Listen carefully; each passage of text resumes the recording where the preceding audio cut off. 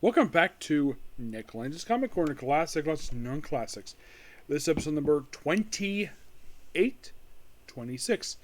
Doubleshot number 2720. First, we're discussing a mini-series that I never thought I'd be able to get in this one. It's Sword of the Atom. Yep. A mini-series released back in the 80s. Also had 3 specials, believe it or not. Yes, 3 specials. Now, does this probably sound familiar to you? A character shrinks and has the whole book basically where he's stuck at the size because the belt was broken.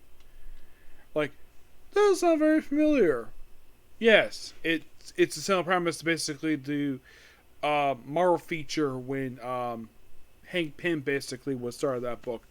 And he's basically got like he gets involved with the kingdom. He's looking for his Adam. He never tells the princess who he's in love with in the book because also it's revealed in this book that him and Jean have separated. Yep, him and Jean Loring, his wife, have separated and presumably have gotten divorced. And he goes missing the whole book.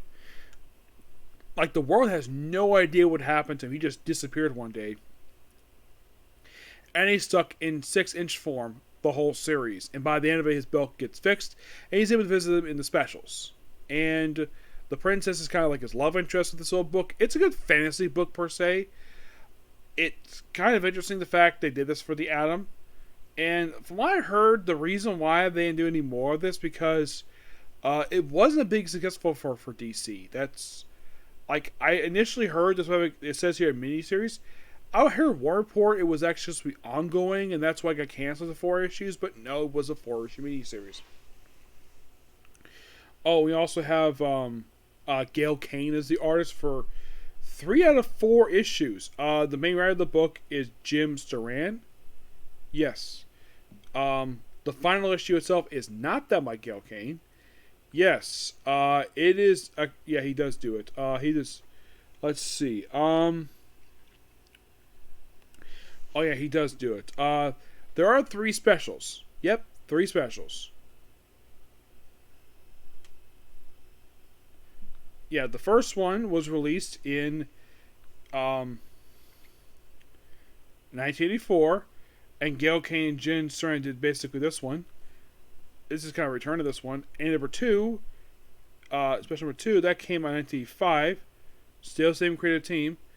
And the final one, this one was done by Pat Broderick. This was released in 1988. My guess is some people at DC, probably some people must have loved the concept of Sword of the Atom. That's why after the miniseries we had specials. I mean, have you ever heard of a miniseries that has specials? I personally, aside from this one book, I have never heard of any other like limited series that gets specials along with it.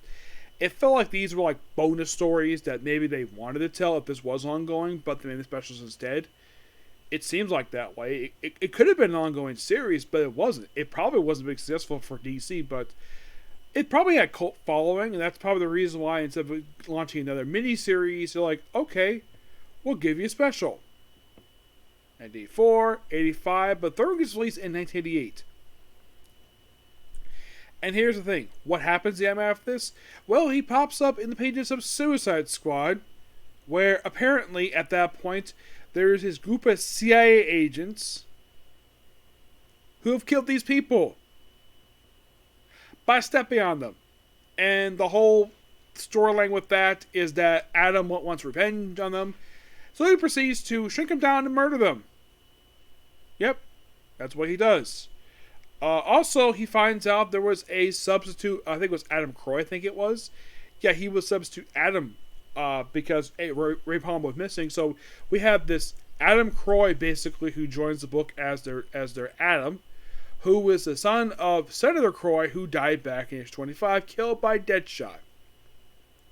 Now, when Adam met up with Deadshot, who murdered his father, apparently he did not want vengeance against him. He did not hate him for killing his father, because he hated his father too. As for why he decided to be Adam, I don't know. It's what happened. It's like also he must have loved the concept of Sword of the Atom, so he had it where toward the end of his book for Suicide Squad, to be sort of a semi-continuation of this plot thread. But to have it where these people, these 6-inch people, basically are killed by these sages who just step on them? What the heck is this? It just seems like so dumb. Like, it's like cool concept, but yeah, there's also enough free for that. But great book. I love Sword of the Atom. Great series. I give it roughly a 9 out of 10. Next thing in review for the Atom will be Power of the Atom, which was an actual ongoing series published in the 90s. Didn't last very long per se, but I'll talk about that soon. Next up we have is Teen Titans. Yes, the spin-off book of New Titans. Yep. So, we're discussing for this book issues 4 through 12 and number 1. Marv Wolfman writes this entire series. Mostly put, a lot of it is basically a little bit in the future. At first, we delve into the character Battalion's backstory in the first few issues of this book. There's also, I think it's a little bit Deathwing in here. It's like this book is mostly a semi-continuation of what happened in the Total Chaos. Basically, it's like, from the Teen Titans perspective, is that this picks up right after that series left off. Kronos was only seen in the future, and this is like flashbacks, like flash forwards. Like, he's in the book. This way, he died in the Total Chaos. But it's like, whatever happened in New Titans, that's handled there. Team Titans is basically where the base operations of the farm, owned by Donna Troy, who gave her powers at the end of Total Chaos. And her and her husband are having a great relationship. There's one issue in the book where we see a panel where apparently that, Robert and Donna had sex. Obviously. As I can tell, because they both don't have shirts on. That's all I can tell. It is definitely an interesting book. But I gotta mention the annual. There were 2 annuals. Obviously, there were 2 in their point, but annual number 1 is a tie-in to Bloodlines and the debut characters Chimera, who did not get a series afterwards. Some of them did, but not this one. Nope, Chimera is this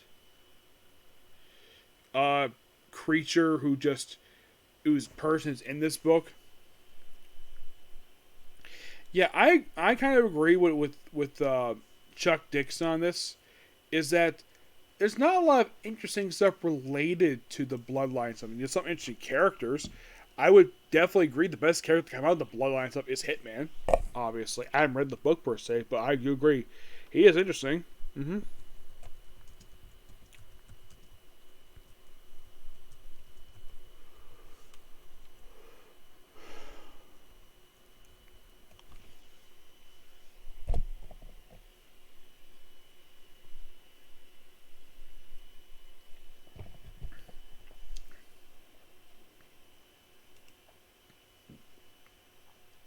Oh, the art is done by Art Nicholas. Chimera. Aside from appearing in the annual, she did very, very little afterwards. I mean, what did she do afterwards? She popped up in Bloodbath number 2 and a couple issues of Teen Titans, and that was it. It's like she was specifically created just because we needed a new character. Because it was the 90s, of course.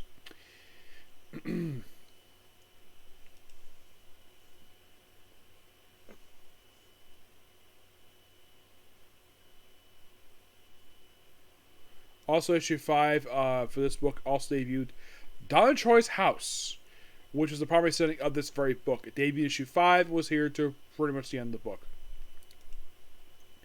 It felt like, though, issues 1 through 3 were part of the crossover, and issue 4 felt as though it was the proper start of the series.